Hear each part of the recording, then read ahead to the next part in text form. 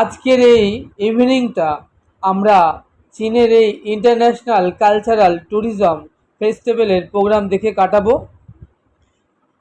আমরা সকলে চলে এসেছি এই প্রোগ্রামটা দেখার জন্য। টেবিল বুক করা হয়েছে, আর আমাদের এই প্রত্যেকের একটি করে যে টেবিল বুক করা আছে।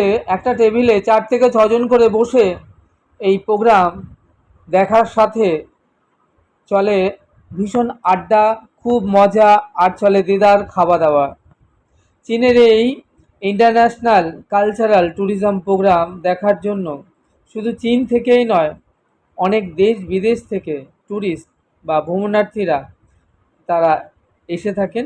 এটি চীনের একটি বিখ্যাত কালচারাল ইন্টারন্যাশনাল ফেস্টিভ্যাল। যাই হোক, আমরাও চলে এসেছি